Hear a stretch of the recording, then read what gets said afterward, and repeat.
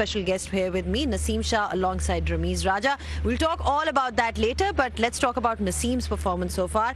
Naseem, पहले तो ये कि 3 विकेट्स की आपको बहुत बहुत मुबारक हो. ये बताएं कि ये जो पहला ओडीआई जीतना कितना थोड़ा सा एक रिलीफ मिलता है कि आपने शुरुआत में ही सीरीज जो है एक पॉजिटिव नोट पे स्टार्ट की.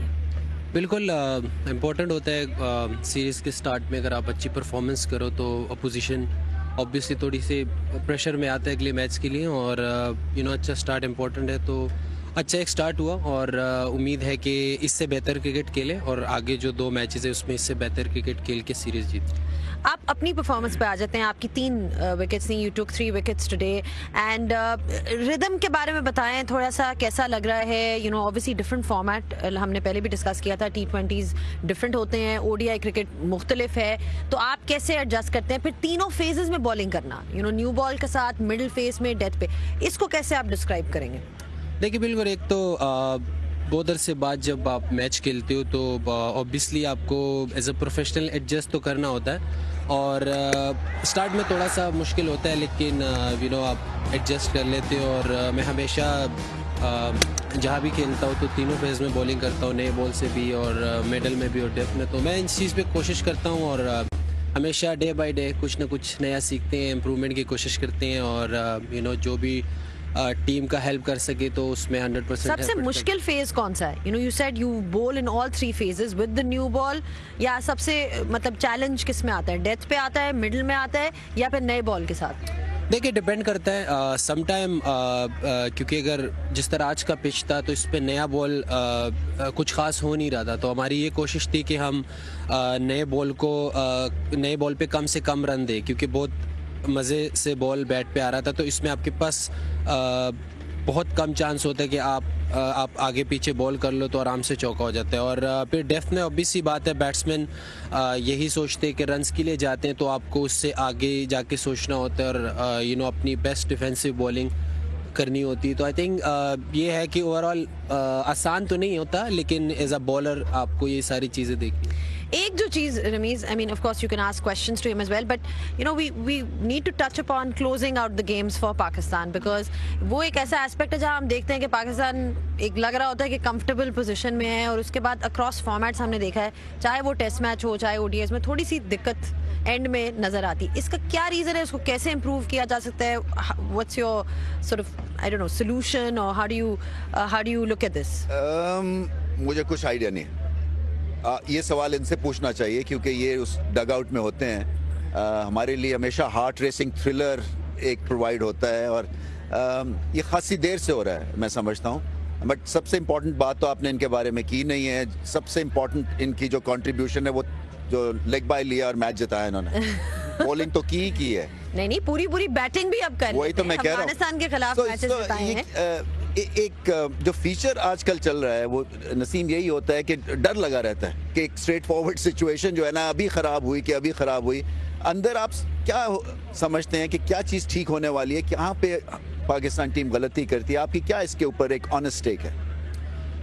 रमीज भाई, ऑनेस्टली ये है, हकीकत है कि हम कुछ अरसे से इस चीज़ में स्ट्रगल कर रहे हैं कि मतलब हम बहुत जल्दी विकेट्स जो है ना वो लूज़ करते हैं. जिस तरह एक मैच फिनिश करना होता है, आई थिंक वो चीज़ थोड़ी सी मिसिंग है. अब आई डोंट नो, इस चीज़ पे देख के सोचना चाहिए, और इस चीज़ पे ऑब्वियसली हमने काफ़ी टाइम से हम देख रहे हैं कि इस चीज़ में हम थोड़ा लेक कर रहे हैं. तो इस चीज़ को ऑब्वियसली देखना चाहिए, क्योंकि एज अ बॉलर अगर आप बैट्समैन को बॉलिंग करते हो तो आपको आइडिया होता है, और हम जब लास्ट में आते हैं तो हमारे लिए मुश्किल होता है. ऑनेस्टली हमें ऑब्वियसली उस तरह की बैटिंग तो नहीं आती, हम इस तरह की सिचुएशन में मोस्टली आते हैं. तो आई थिंक ये एज अ बॉलर मुझे आइडिया नहीं है कि बैट्समैन अंदर जाके क्या सोचते हैं या किस तरह उनकी थिंकिंग होती है, लेकिन इस चीज़ पे हम स्ट्रगल कर रहे हैं, ये हकीकत.